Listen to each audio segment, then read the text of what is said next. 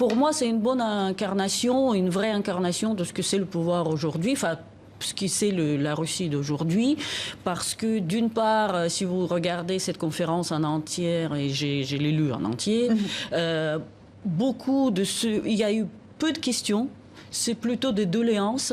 On a apporté nos problèmes parce que le grand Poutine va résoudre le problème d'une route dans une ville ou des problèmes d'une école dans un autre endroit parce qu'on n'a plus confiance dans le pouvoir sur place et surtout on a la confiance totale en Poutine et donc c'était très facile pour lui de dire oui, on verra.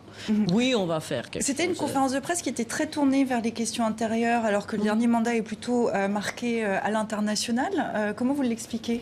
Béatrice ? Je pense qu'à partir du moment où c'est une conférence de presse qui, de fait, est une mise en scène, fatalement, les questions sont orientées par le jeu et l'intérêt du moment, en fait. Aussi parce qu'il y a très peu de journalistes étrangers qui ont posé des questions. Je pense qu'il n'y en a qu'un seul qui a posé. Non, il y avait Associated Press, une chaîne américaine et les Chinois. Voilà. Enfin, il y avait aussi des Ukrainiens.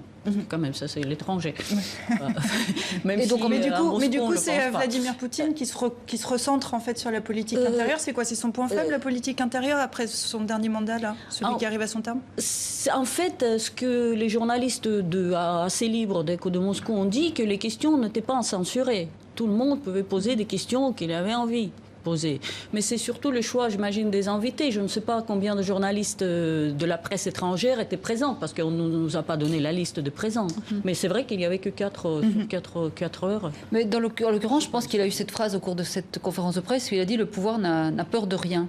Et je trouve que ça résume assez bien la situation, j'ai l'impression. C'est qu'à la fois, on a un candidat qui ne dit jamais vraiment tout à fait qui est candidat, sauf quand ça l'arrange, qui ne présente pas vraiment de bilan, qui ne présente pas vraiment de programme, qui n'a pas vraiment de couleur politique puisqu'il se présente comme indépendant. Ça, c'est génial que le président au pouvoir depuis autant d'années se présente comme indépendant. Oui. Et donc, je veux dire, le pouvoir n'a peur de rien, ça veut dire que c'est la peur en fait qui en interne de façon subtile et pas nécessairement à travers les conférences de presse. Il y a quelque chose d'induit dans la société qui fait en sorte qu'on ne lui pose plus les questions, une espèce d'orchestration du pouvoir, mais de façon extrêmement tentaculaire, je pense. Et pour aller un peu plus loin, on a l'impression que c'est vraiment le tsar et que finalement, la politique étrangère ne regarde que celui qui dirige. Oui. Et est-ce que c'est vraiment l'enjeu ? Bon, on peut parler des routes, on peut parler des petits problèmes quotidiens des Russes, mais laisser faire le maître quand il s'agit de parler de l'international, c'est pas le lieu d'échanger là-dessus.